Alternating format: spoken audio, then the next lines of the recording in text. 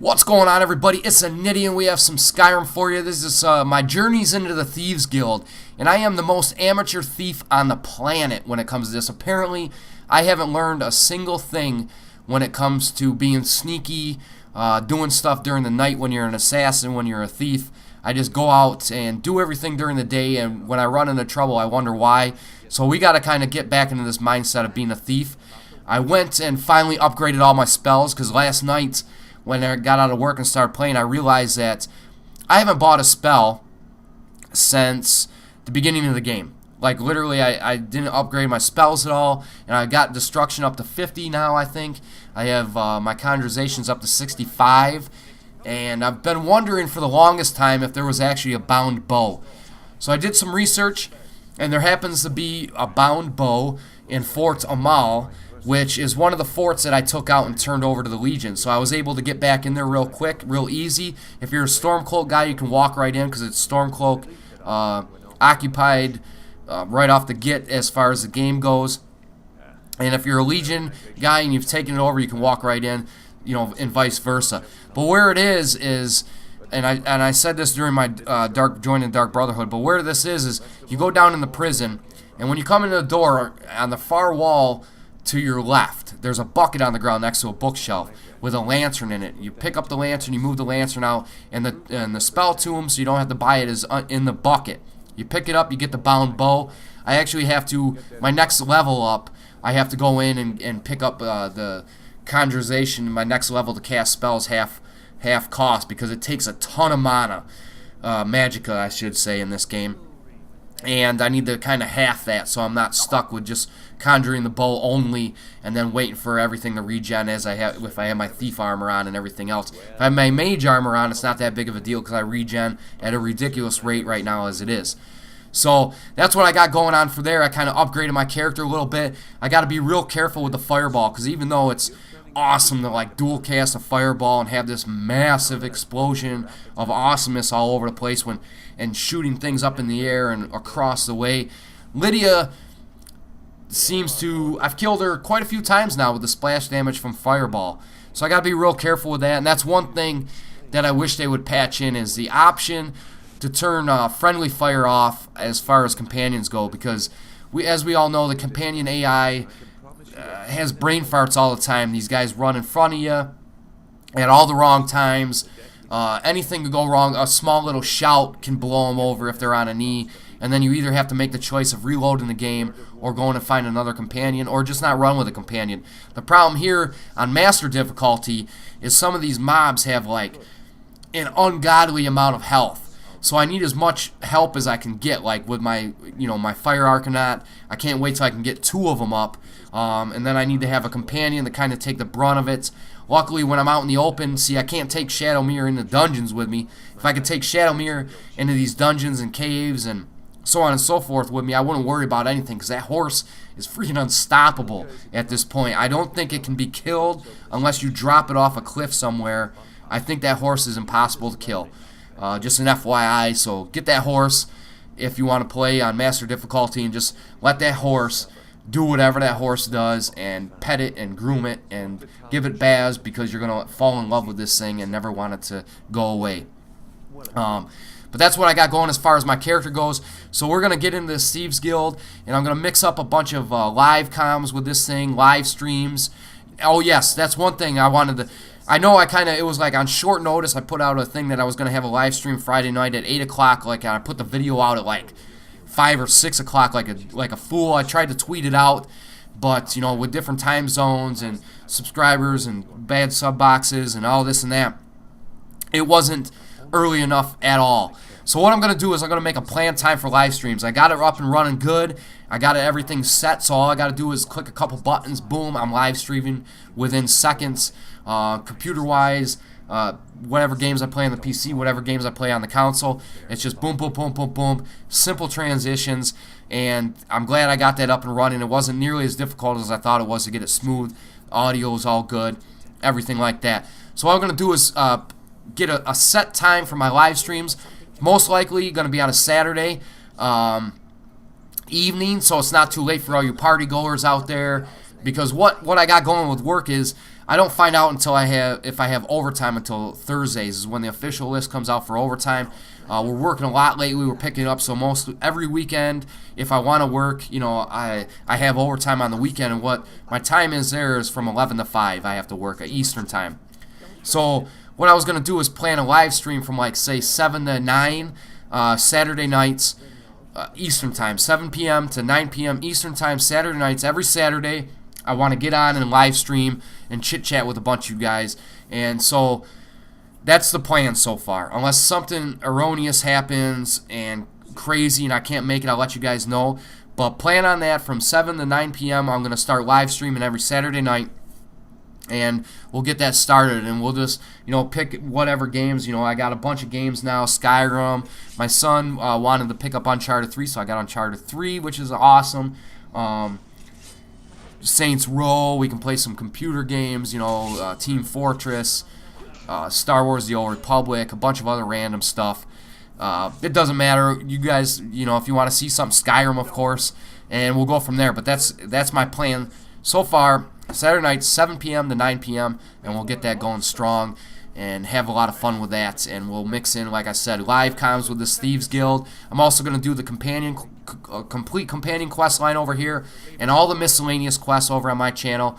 The Bards Guild and the Dark Brotherhood are going to be going up over on VidThru. So as soon as those come up, I'm going to pop in my playlist. I'll let you guys know when they're up. I got to work on my outro a little bit. I'm going to start putting in, you know, annotations for previous videos. Probably the videos that I put up over on VidThru or VidThru. That way you guys know that they're up and out there. It's a much easier way to kind of figure it out, and then I bulletin everything out. Whew, we got a lot going on as far as trying to keep everything straight. But, yeah, as far as everything else goes, this Thieves Guild, I have a bunch of questions for you guys. Now, obviously it's probably going to be a lot easier to do some of these quests at the night. But what I have is more so my questions towards the off quest, because you get to talk to two people. You get to talk to two people down in the, and I'm like, my brain is like twitching or something. I keep going back and forth. But you got the two people down there in the Thieves Guild. One gives a quest that are kind of like sneaky, you know, thievery. You got to go in and sneak and steal this, steal that. And you have the quests that are pretty much, you know, the more personal quests. You're going to go in just like the first three quests that we got. Do them like more face-to-face, threaten these people, break certain items. Which one would benefit my character more? Do you get like, say, more speechcraft, going in and trying to persuade these people, doing the more personal quests, or would it benefit me more to get my sneak up by doing the thievery quests and like that, or should I mix and match them? Because I don't know if they run out, like at the end of the quest line, do they stop? Or is this a thing that's like an ongoing thing, like you can constantly come down here and constantly get thievery missions, constantly get the more personal missions like forging books, so on and so forth. But which one, at this point in time, would benefit my character more as I'm learning the ways of the thief and kind of going through here? Because as you're going to see, what I'm going to do is I'm going to use my conjured bow and my conjured swords. I'm not going to use any other weapons. I'm just going like that, using my kind of like a mage, assassin type character, and going from there. But I don't know which one.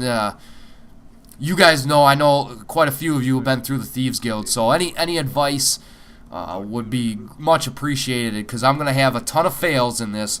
I've already had a ton of fails last night trying to sneak into this mansion where I'm trying to burn the beehive and everything. I spent like an hour sneaking through this place only to get caught because I went in there during the day and the guy's awake. And no matter what I do, it was actually kind of creepy, because I'm sitting here and I walk up in this guy's bedroom and I see him over in the corner kind of sitting at the table. And I walk up on him and it says I'm detected, and he's kind of just looking at me with this weird look with his head turned, and I'm like, what the hell, this is creepy. And he's talking to me, but he doesn't do anything. So I can like back up, and as soon as I try to pickpocket him, he gets mad and goes off and whacks me, because these guys, these mercenaries that they have in there, you know, you get the option, you can kill him if he tries to stop you, but it's ridiculous. Like if I bring Lydia through with me, she's quiet or loud, so the guards always kind of jump up and be like, what's that? And then they come in and I got a brawl, and they took Lydia out in like 4 hits. She went down on a knee, and then they took me out a little bit quicker than that. But these guys have just a huge amount of health, and I can't fight them. I got to sneak through here and try to get it done properly with keeping these guys alive. So what I need to do is wait it out and wait for these guys to go to bed. One thing I'm trying to figure out is when people go to bed in this game, because it seems like, the shops close up at 8 p.m., so I usually wait till like 10 p.m., and then some of these guys don't go to bed till like 3 in the morning, it seems. So you got to wait it out. And the problem I'm having, like, once you get inside that place, you can't wait it out because you don't have any, enemies are around. So you can't wait 3 hours. You can't wait 4 hours. You kind of got to do it outside, kind of take the luck of the draw, I guess. But if there's like a set time that you guys know, because I haven't found it, when these people go to sleep, that'd be great as well, because to let me know, because it gets frustrating at times. And some guys I've noticed don't even sleep. Whether I don't even know if they're werewolves or vampires, and I don't know about it, but they don't go to sleep at all. Apparently they don't even eat at all, because I've sat there and watched a couple of these guys in this inn during the Dark Brotherhood quests, and I've waited 24 hours and they never even moved out of the chair, let alone did anything else. So it is what it is. But I'm having a blast again with this game. As you guys see, I kind of put it down. Star Wars came out, and I was having, way too much fun and kind of lost track of some of these other games like Battlefield and all this other stuff. So I'm going to get back into that. Now that I put, Skyrim back in, I'm having a hard time putting that down along with Assassin's Creed. Star Wars is still going strong. Like I said, I joined up over on the Shadow Hand with Clay the Old School Gamer and his buddies. So we're going to get a lot more flashpoints done that way, and I'm rolling up as a Juggernaut because I need a tank to kind of round off their guild and their group. So that'll work out good there. I actually made a character, accidentally picked Mercenary, had to go back, delete him, and make the Juggernaut that I wanted to make in the first place. But that's a different story for a different time. So we're going to be bringing more Star Wars to you guys as well as we go. There's just too many games coming out. Like, I'm going to pick up The Reckoning, oh crap, what's the name of the game? I forgot right off the top of my head. I'll get that to you guys as soon as it comes out. But February is going to be a big month for me as far as games go, because there's a lot of RPGs, a lot of really good RPGs coming out, and a couple fighting games that I want to pick up. So February is going to be an expensive month for me, so I got to get as much overtime as I can. But that's what I got going for you guys. Expect a lot of Thieves Guild and a lot of companion quests just to be piling into your sub boxes here in the next few days. As you can see, we're starting it off, getting it accomplished, and yeah, tune into the next episode of Fails of the most amateur thief in the nation, TheNidien. Have a great day, guys. Keep your heads up. Peace. Don't forget, you can follow me on Skype, Twitter. Also, you can add me up on the PSN. My gamer tag is TheNidien.